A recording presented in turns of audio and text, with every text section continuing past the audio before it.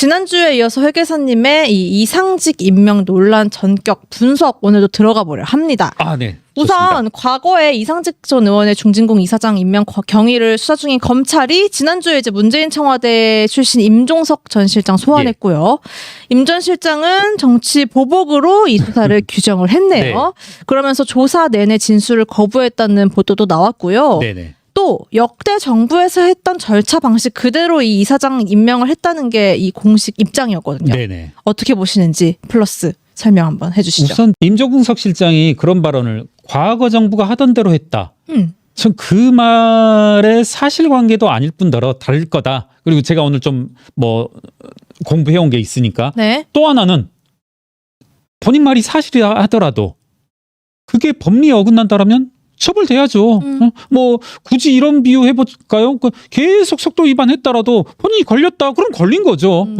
아무리 그러니까 제가 이런 말씀을 드리는 것은 임종석 본인의 말을 100% 인정한다 하더라도 이게 처벌돼야 될 사안이다라면 전 처벌돼야 된다. 예. 그래서 한번 짧게 정리해 보자면 제가 한번 오늘 다 뭉뚱그려서 한번 다 넣어봐야 되겠다 했었는데 잘 안 되더라고요. 그래서 오늘 한번 우리 소위 말하는 1부, 2부로 나눈다면 오늘 1부로 제가 이 주제를 잡아본 게 이게 한 축이 뭐냐면 이상직이 중진공 이사장의 국회의원 공천을 받을 만한 인물인가. 지금 이게 하나의 어떤 핵심적인 사안이거든요.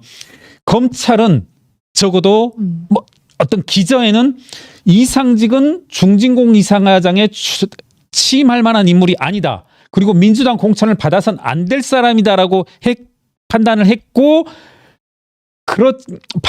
받을 만한 사람이 아닌데도 받은 데는 이면의 어떤 모종의 대가관계가 있다라고 보는 거거든요. 네. 자, 먼저 몇 가지 사실관계만 짧게 정리를 해볼게요. TV조선 올 1월 8일 보도입니다. 네. 사실관계를 쭉 이야기해 볼게요. 이상직 전 의원은 서류 심사와 면접을 거쳐 2018년 3월 중진공 이사장에 취임했다. 그런데 중진공 핵심 관계자가 뭐라고 했냐면요. 공모가 나가기도 전인 2017년 말 청와대가 이 전 의원을 중진공 이사장으로 내정했다는 것을 진술을 확보했다. 이런 내용이 나오고 지금 이것과 관련해서 지금 제가 다시 한번 읽어볼게요.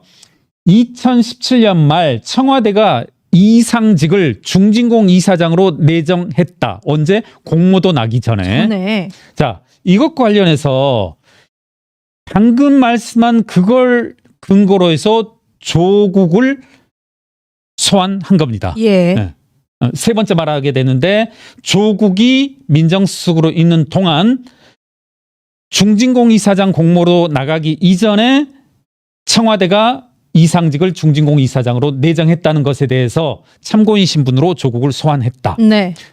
이 건과 관련해서 이미 조현옥 전 인사수석이 직권남용 권리행사 방해죄로 입건이 돼 있는 상태입니다.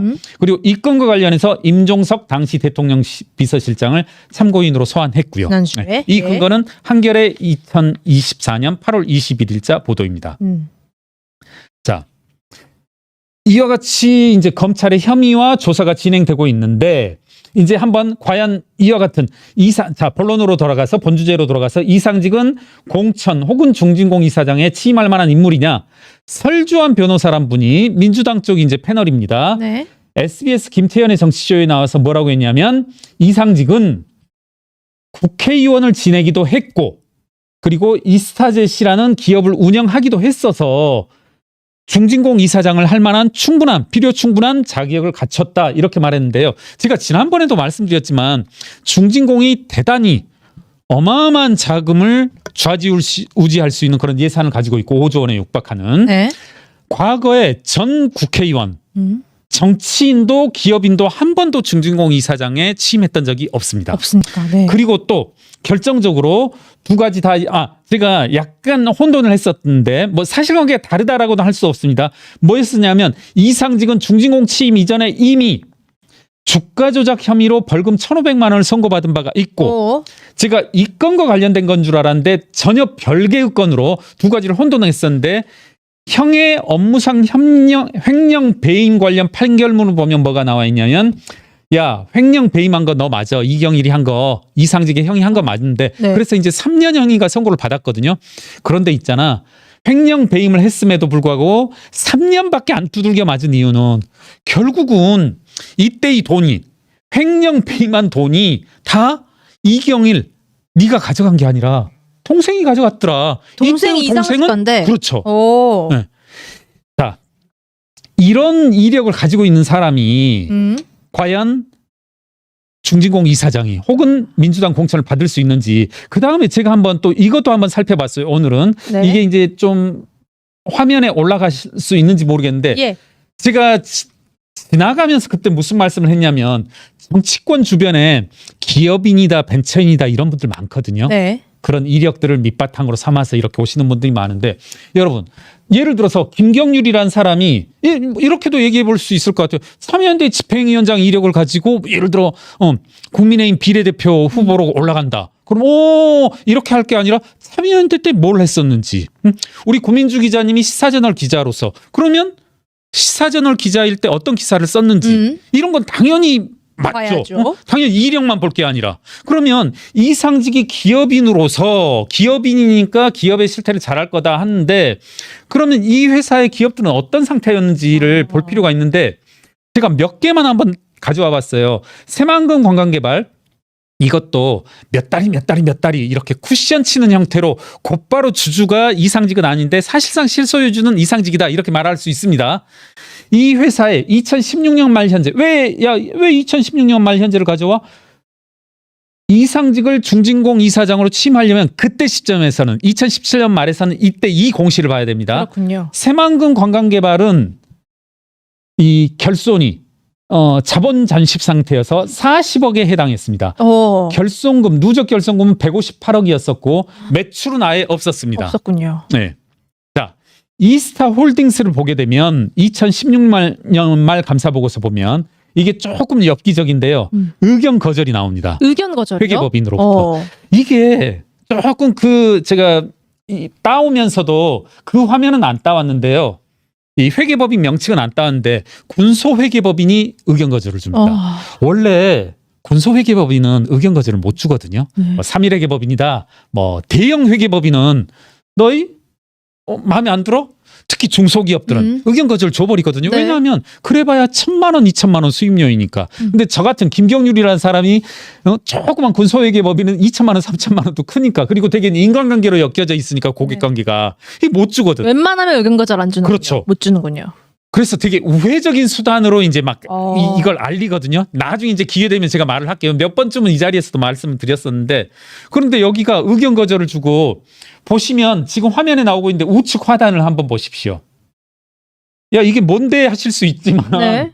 이 우측 하단 이 그림이 뭐냐면 회사가 회계법인에 제시한 재무제표예요. 보시면 아무것도 없어요. 이게 단가요? 네. 이게 지금 몇 글자냐면 한번 글자 수 따져볼까요? XXX까지 다 포함하면 7, 9, 17. 22자인데 야 22자라도 제출했는데 이게 아니라 이게 뭐냐면 이게 왜 22자가 되냐면 회계사들이 회계법인이 공시를 하려고 하면 법적 요건이 있거든요. 다치에. 네. 이게 다치에 뜰 수 있는 최소한의 것이에요. 최소한이에요? 기계적으로 뜨는 거예요. 그러니까 결국 이거 지금 뭐냐면 여기에도 나오지만 감사 절차에 필요한 자료를 우리에게 제시하지 않았다. 아무것도 안 준 거예요. 회계법인에게. 자, 이상직을 전 기업인이라고 하는데 이스타홀딩스 감사보고서에 군소회계법인한테도 아무 자료도 안 줬어. 새만금관광개발은 누적 결손이야. 이런 사람 회사 경영을 해야 돼요? 정치를 해야 돼요? 자기 회사 앞가림하러 가야죠. 진중권 교수가 한번 이것에 대해서 일갈한 게 있거든요. 네. 야 김회계사 제가 한번 술자리에서 그런 말 했거든요. 국민의힘 사람들 중에서도 전 기업인 중에 봤더니 기업이 형편이 없더라. 이런 사람이 왜 국민의힘에 이렇게 간부로 지금 들어와 있어야 됩니까? 했더니 김회계사가 뭘 모르는 거야. 당신이 바보야. 그러니까 정치를 해야지. 이게 진중권 교수님 말이 맞거든요. 이거 이런 거죠. 이 사람은 기업 경영을 하면 할수록 이상직은 기업 경영을 하면 할수록 계속 마이너스겠죠.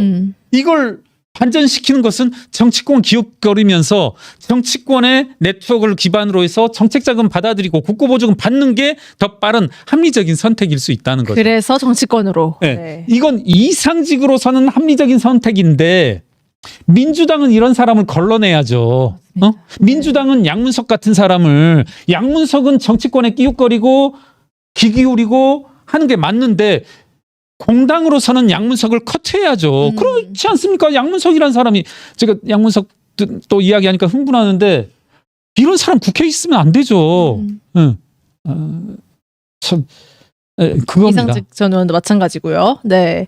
제가 흥분했는데 그러니까 마지막으로 하나만 준비해 왔으니까 그러니까 자 여기까지 다 이야기했고 더군다나 이상직은 국회 공천을 받으면 안 되는 이유가 중진공 이사장 또 그 사이를 못 참고 많은 횡령 배임 뭐 이런 논란을 불러 일으켜 왔었는데 중진공 이사장 그 짧은 재임 시절에도 선거법 위반 소지 많은 주변 지인들에게 선물 돌리고 했단 말입니다. 네. 이건 명명백백히 그간의 누적된 판례로도 선거법 위반으로 말미암은 국회의원직이 날아갈 사례인 것이 분명함에도 불구하고 이미 제가 알기로 검찰에 의해서 수사 의뢰도 됐던 사안인데 이런 사람을 공천할 수 있겠냐는 거죠.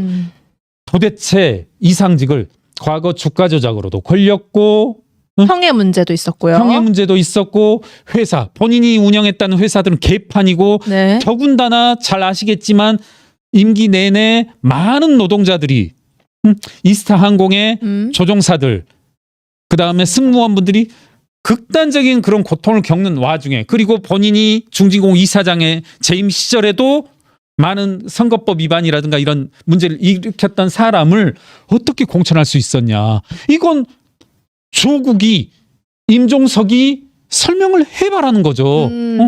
나는 모른다 이럴 게 아니라 그럼 도대체 누가 했냐는 거죠. 문재인 대통령이라도 설명을 해야죠. 다음 주에는 일주일 후에는 제가 2부로서 자금의 흐름들을 한번 볼 거거든요. 네. 네. 이게 그때도 말씀드린 짧게 일종의 예고가 될 수 있는데 이 자금들이 라임 그리고 뭐 문재인 대통령의 계좌와도 연관이 됐을 여지들이 충분하니까 아하. 이건 따져봐야 된다. 그래서 저는 이와 같은 사람을 중진공 이사장에 네. 그리고 공천만 되면 당선되는 전북 전주의 지역구에 공천할 수 있었던 이유에 대해서 이건 설명을 해야죠.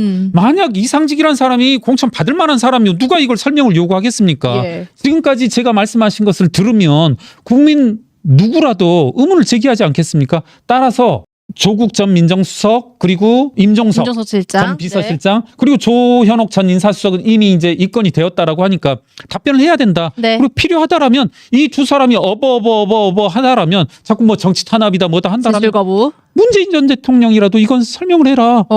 본인 휘하에 있었던 사람들이 저렇게 바보같이 어버버버 한다라면 통솔자였더라면 나서서 최고 한번 책임자가. 네. 아래로 전가할 게 아니라 내가 이러이러해서 했다. 대답할 필요가 있다. 지금 충분히 국민들은 의심할 여지가 있죠. 네. 그 말도 안 되는 고속도로와 양평, 김건희 여사도 연관시켰던 사람들이 지금 이와 같은 사안이라면 너무나 좀 일반 국민들이 보기에 직관적으로는 뚜렷하다. 연관관계가.